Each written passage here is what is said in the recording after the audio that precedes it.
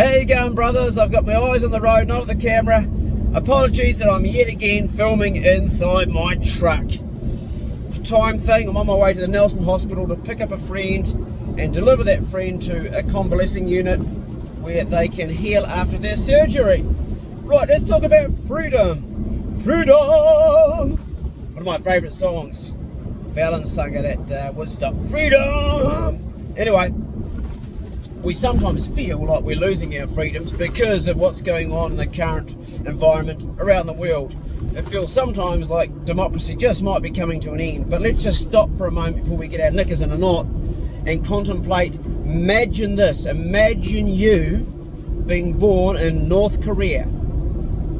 They don't even have internet in a lot of places there. I don't even know how much internet they have, but I do know for a fact that when Kim Jong-un imposed first it was I think one of those 11-day lockdowns, that people just starved in their homes because they couldn't go into the fields and get food and do what they do. There's people there eating bark off trees and grass off the curb of the roadside just to feed themselves, and they're starving. The whole virus thing's gone through their nation and a lot of people are suffering. I would say that in that country there, your freedom is just like so little. Imagine being born in China.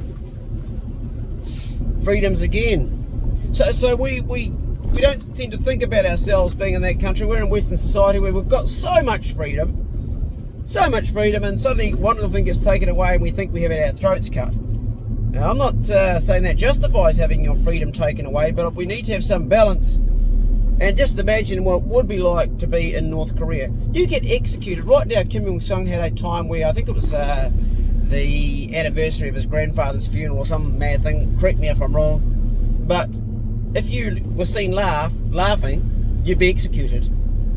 That is serious. He continually is executing people, public executions for doing things. Like there was one show that he went along and saw, and the conductor did it all, and there was a little puppet mime thing with shadows on the wall that Kim Jong-un really enjoyed. And after the show, he said, "Oh, I really enjoyed that." And the conductor said to one of his friends, "Oh, that wasn't particularly great. I mean, it's pretty simple, really."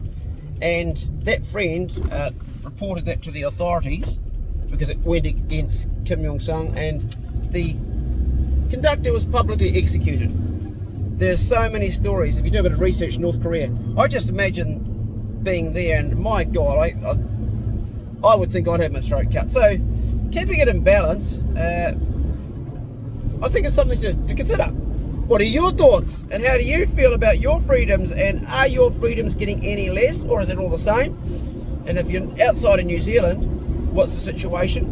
There's been a lot of things that we haven't been able to do that's changed, and I have been guilty of grizzling about it like a little bitch ass. Oh, I can't go hunting or I can't go fishing. But when I look at myself, I think I've been quite pathetic in my grizzling, because comparing myself to those in North Korea, I'm a lucky boy.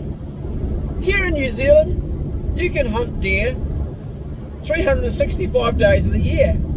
We don't need to pay any money. We go along to the Department of Conservation, or easier still, we take out our phone and we do it on our phone. We get ourselves a permit.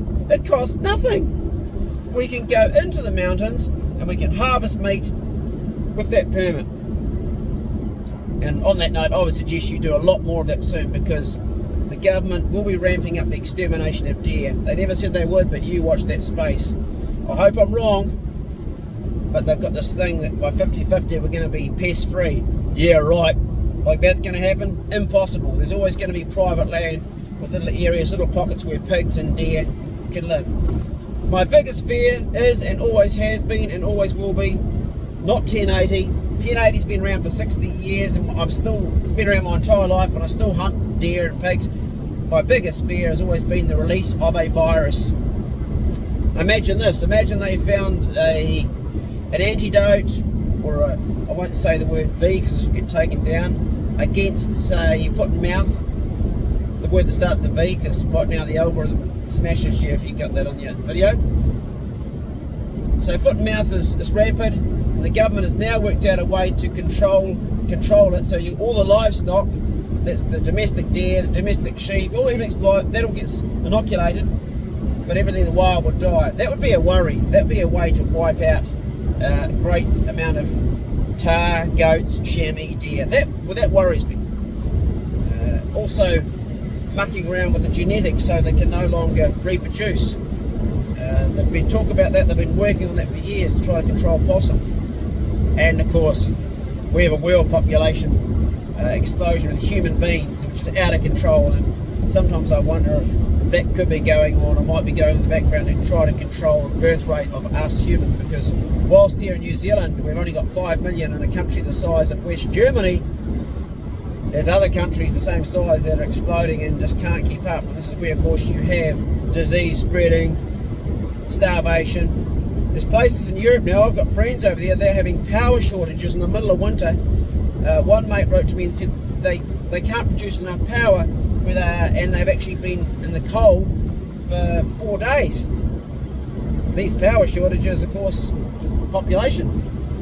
Anyway, getting away a little bit from the topic of freedom. I do feel free today. I'm driving around, the police aren't stopping me anywhere. I feel pretty free, even though we have had some restrictions. I don't personally think that some of the restrictions that have been put on people in this latest current environment are right. And I look at a model country like Japan, they're doing so well. Having said that, they're pretty strict. I mean, they're not even letting their own come back into the country right now, which is crazy. I think that's crazy. They're really trying to stab this bitch on the head. They're trying to wipe it out. How do you feel? Honestly, do you feel that the world has changed around you? Are we going in another direction? Is it going to be one world, one government? Got to be careful saying that word too. I do know that there's been a huge change in the algorithm on publishing stuff on YouTube. I noticed one of my fishing videos got demonetized the other day because I was killing a fish. That's a worry. We can't show fishing anymore in its normal, natural state of what we do. I'm trying to make videos right now on my other channel of the correct way to kill a fish, the correct way to bleed a fish, the correct way to shinkenuki it so you stop it flipping around, and the correct way to put it on the right sort of ice and all the rest of it goes around it. 4 stages. And then how to scale it the Japanese way of sukibiki, which is using a knife, and to hang it in your fridge for up to 2 weeks.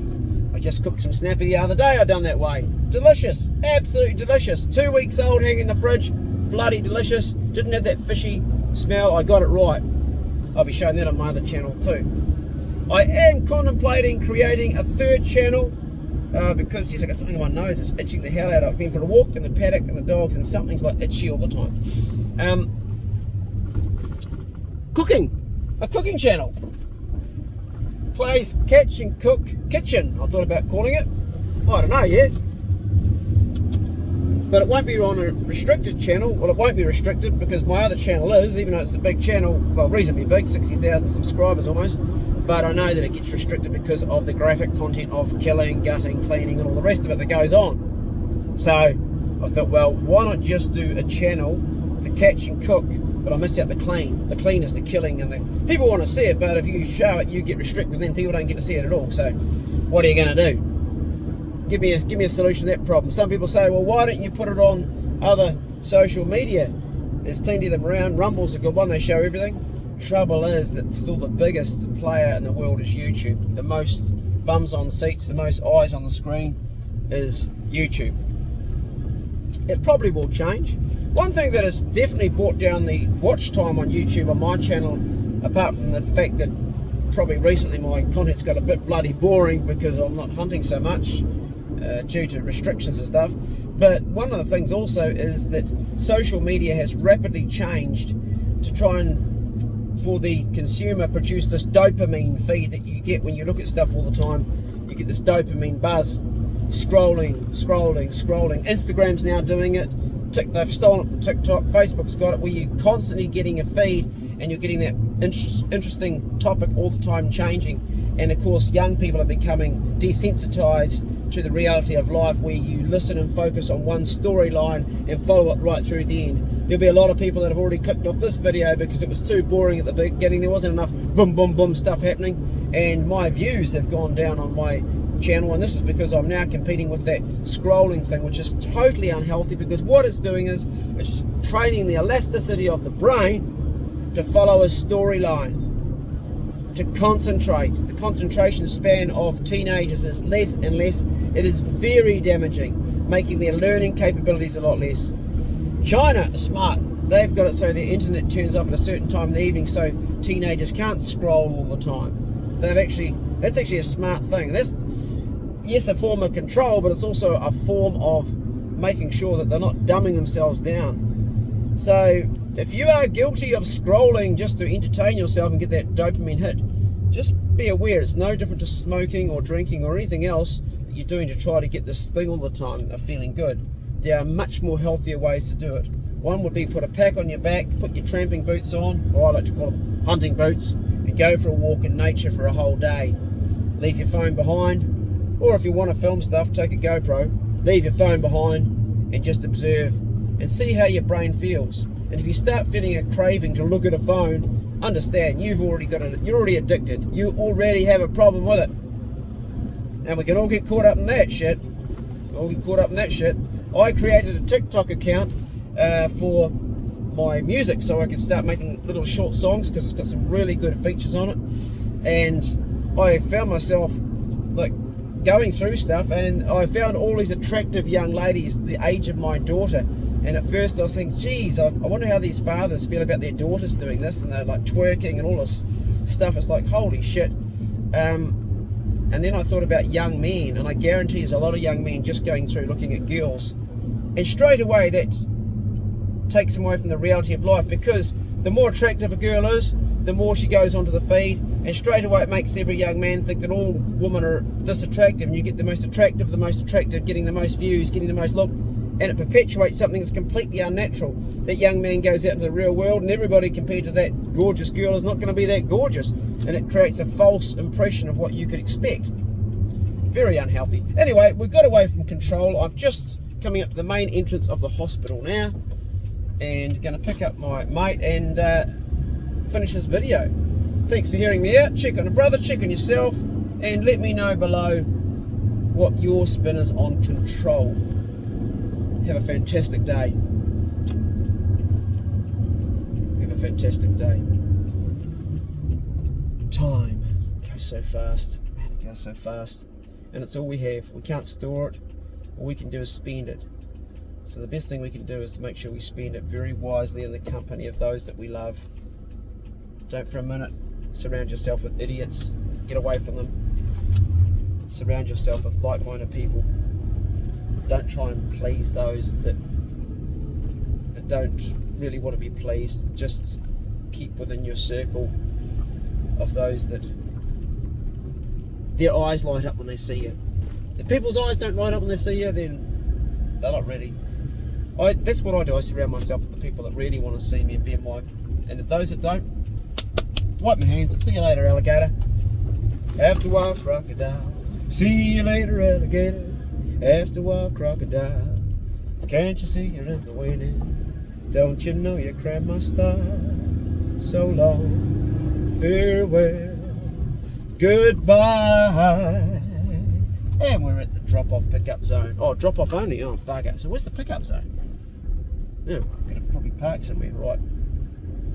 That song, See You Later, Alligator, was so cute to say, see you later. Go steady.